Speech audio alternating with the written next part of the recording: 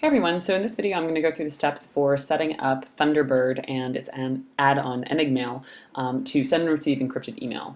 In an earlier video I showed doing how to do this with Apple Mail. Thunderbird is a similar style of program. It lives on your hard drive, downloads your emails, but is an open source alternative. It's actually free and open source. Especially when it comes to security, it's actually open source or source available, as I like to say, is actually a really big deal. The thing with software is that if you can't see the code, you don't really know what it does. And I always think of the parallel to this as being, some of you may be familiar with this, the Turk, which was it was presented as a revolutionary chess playing machine.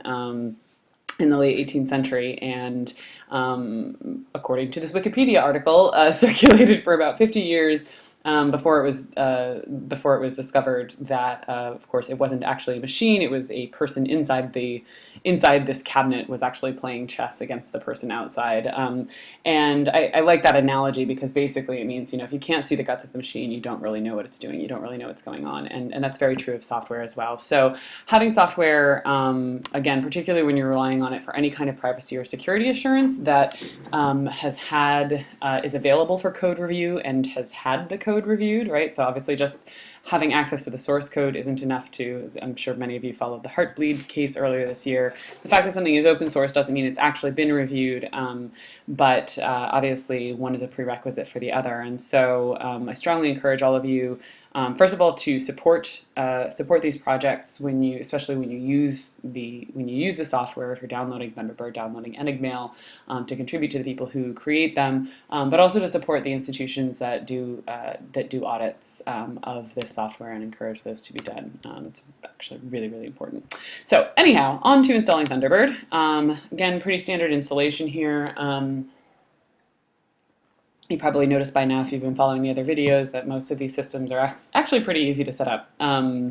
It's just unusual for most of us, right? So, hopefully this will make it simple for it to kind of become a habit, I guess. So yeah, first step is setting up Thunderbird. We're going to set up Thunderbird, connect it to that same Gmail account, and then I'm going to show you how to use the already existing keys, encryption keys that we've made, how to connect those through Enigmail and Thunderbird in order to use them through a different email application. And of course, you could always create additional keys to have more profiles. So I'm going to say yes, I would like to install this internet obtained thing, and I am not going to worry about that. And I'm going to set it as my default, because why not? I will not do this. So here we go.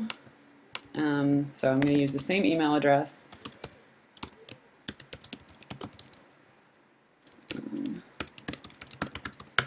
Obviously, you would fill this out with your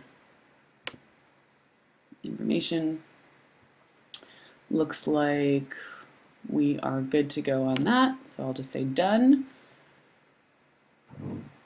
And we'll find out. So I think it's useful to point out here that one of the things that programs like Thunderbird and Apple Mail will do is they're downloading your email, and I mentioned this in the other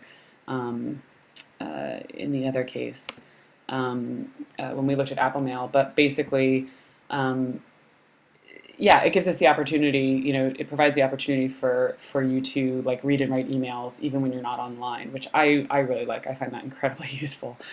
So anyhow, here I am. I appear to be connected to my Gmail account. Let's double check this by actually going to that Gmail account.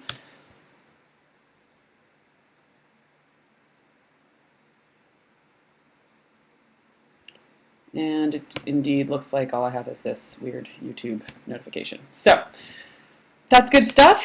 I'm going to delete that email, and now I'm going to go. I'm going to add Enigmail. So Enigmail is the add-on that supports OpenPGP, PGP encryption. So again, you'll see lots of different names, but basically, typically, if it has sort of GPG or PGP in the title, it's all the same stuff. And I'm going to just move my window here for a moment. Sorry if there was a little jump there, but so I could capture the menus. So anyhow, one of the things that you can do is you can actually do this straight from inside Thunderbird. You can visit the website if you like, but if you go to Tools and choose Add-ons, it's actually going to bring you up to this nice browsing window where you can go ahead and just type in the name of the add-on that you're looking for. So I'm going to put in Enigmail and see what I get up there.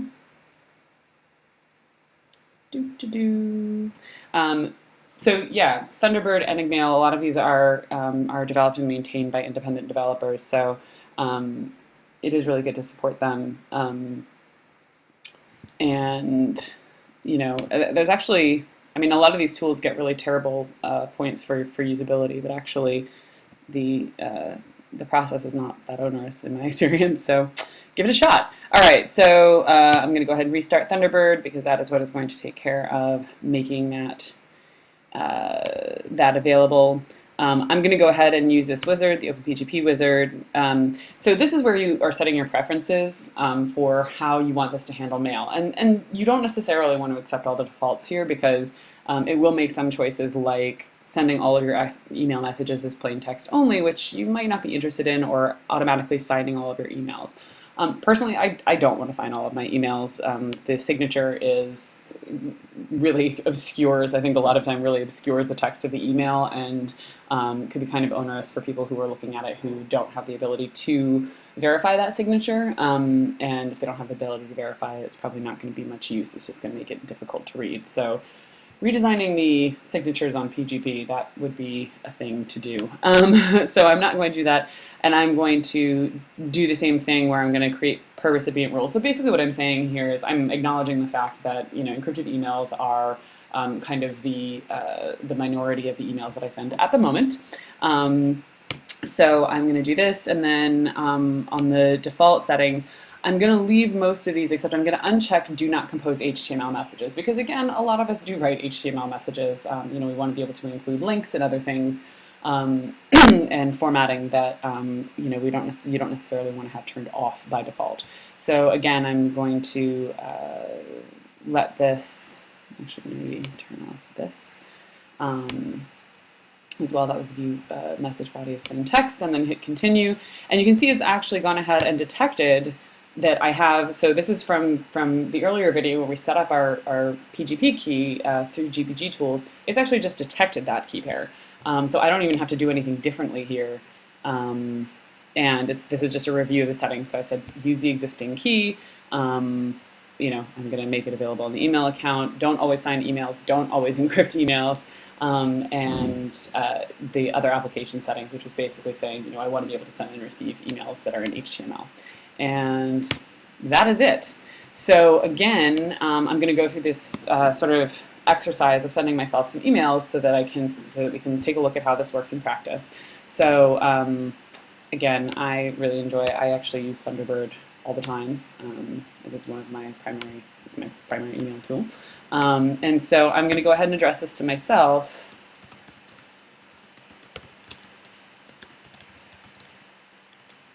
And let's do this one with a signature. So again, I'm just going to go through the stages that we did last time. So I'm going to say sign this message.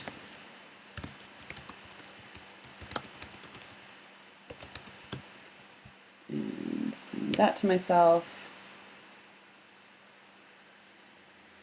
This alert will repeat 2 more times. That's interesting. Okay, so now in order to sign this, of course, I have to, actually do this.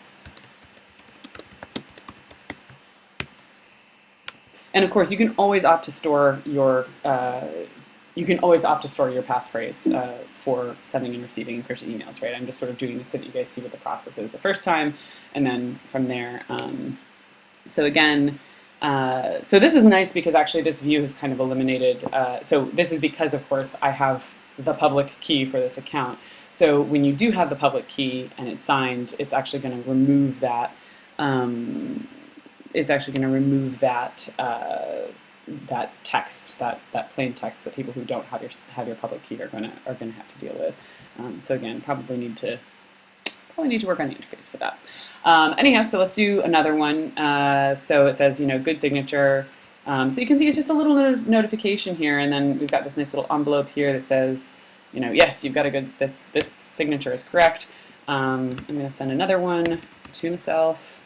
This one is encrypt.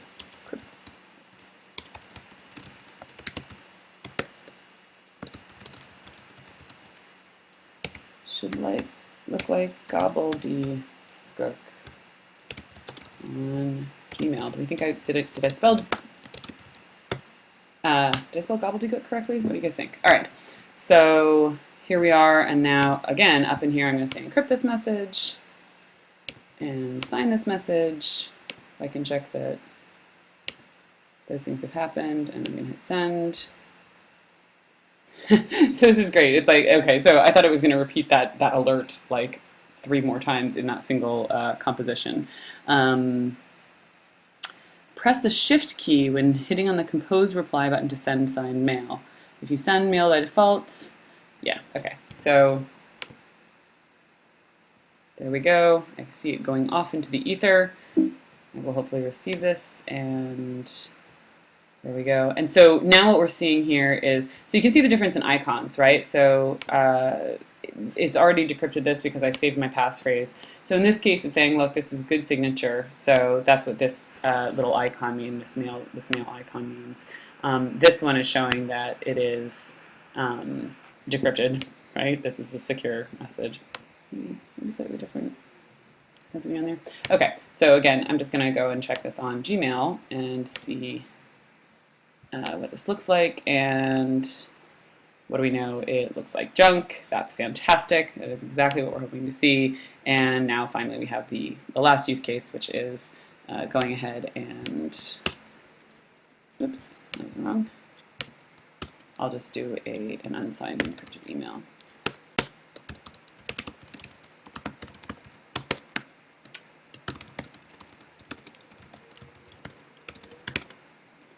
All right, so encrypt that bad boy, send it off.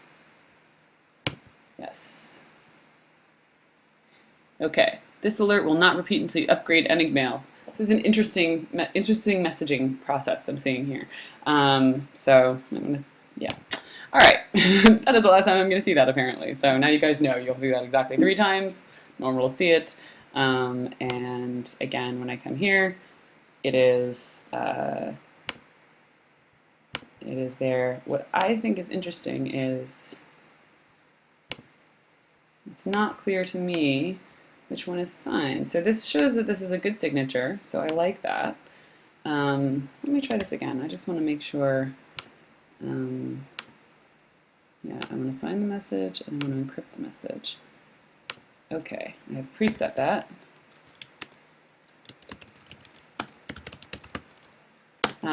It's interesting to me that the way that it's sort of not showing me the same, it's not showing me the notification of signing.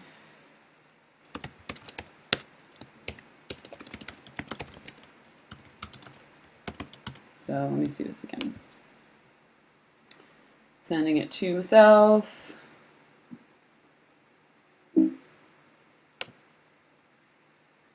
Ah, interesting. Okay, so it looks like I didn't successfully sign this one. So note that when it is, that this has both. Okay, which makes sense, right? So it's cumulative. This is both a good signature and an encrypted message. So hopefully that has been useful for you if you want to use Thunderbird. It's a great program. I highly recommend it. And in upcoming videos, we'll be looking at how to exchange keys. So where to post your public key so that other people can find it. And a little bit of discussion about how you should go about exchanging and confirming those with other people. So we'll see you in a bit.